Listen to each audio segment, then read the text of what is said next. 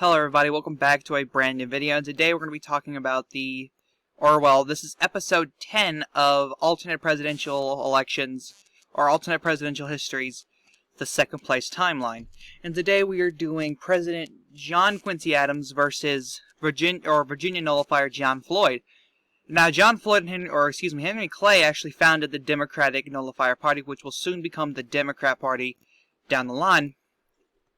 When the nullifiers break off, of course, because they will disagree on Henry Clay about a lot of things. So they nominate John Floyd, a Virginian, very popular among the nullifier, and he's chosen Henry Clay, the founder of the party, as vice president. The first time somebody, or not the first time, but besides Rufus King and Charles C. Pinckney, no one has been nominated as the vice president twice.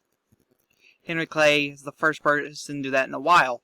So, well, at least by on different people. So here's how it's gonna happen. During the campaign process, John Floyd and Henry Clay are gonna be focusing on the South. They're gonna be using a Southern strategy.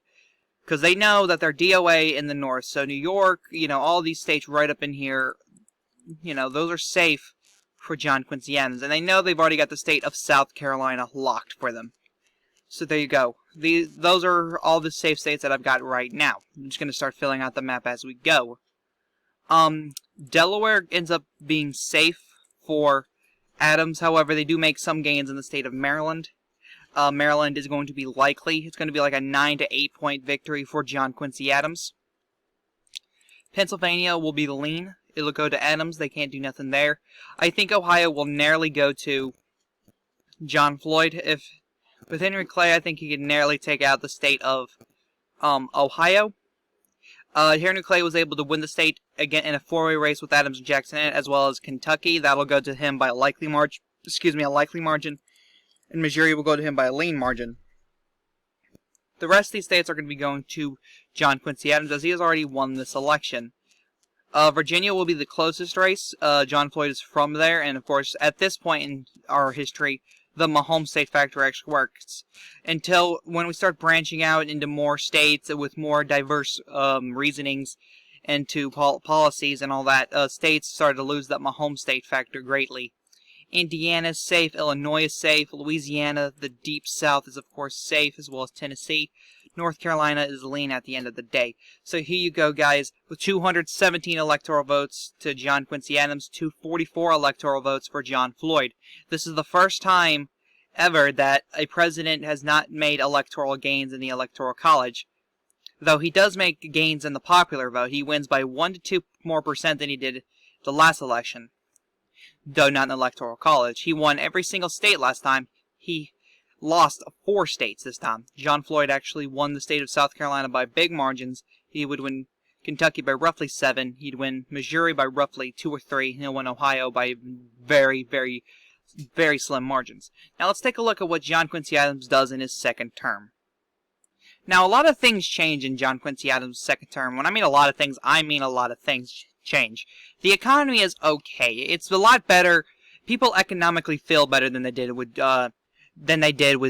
Clinton in office. They do feel a lot better. Though people will still say that the economy is bad, and that's what John Quincy Adams is going to do in his second term. In 1829, the Cincinnati riots of 1829 erupt. If the economy was not as bad in our real timeline than it is in this timeline, and people were scrounging for jobs due to the Irish and Chinese immigrants. And so just imagine that now with a recession, with jobs being closed down, imagine how bad it would be. The Georgia Gold Rush still begins in this timeline, as of course people would still be looking for gold to hopefully earn money, which this will increase the economy. The anti-bonus bill vote fails in the Senate, 30 to 18. It needs 32 votes to pass, which is a 2/3 majority. There are 48 seats altogether, and they were short 2 votes in the Senate this time around. So John Quincy Adams decides he will have to wait until after the midterms. 1830, the Supreme Court case Craig versus Missouri deems state loan certificates are unconstitutional. This still happens in real life. And unlike in our real timeline, Andrew Jackson is not president. John Quincy Adams is, and he chooses not to pass the Indian Removal Act. He decides not to send that down to Congress, and so they don't sign it into office. This makes tensions between Adams and Jackson tense, but not enough for Andrew Jackson to say, you know what, I'm done being president. Vice president. Go get someone else to do it for you. But he still stays along. 1831, the Nat Turner Slave Rebellion still occurs. After this whole situation passes by, the topic about slavery is still a thing. Several states will say, you know what, done with slavery, and will pass a law stating slavery illegal. The South will still be a full slavery thing. Will have their slave thing. And the North would be like free the slaves, etc. The second attempt at the anti-bonus bill amendment vote passes in the Senate 34-14, 2 extra votes than what they needed. The 13th Amendment is ratified in every single state. So our real 13th Amendment will become the 14th Amendment unless something happens. So we have 1 extra amendment to the Constitution. 1832, the Supreme Court case Worcester versus George does not occur.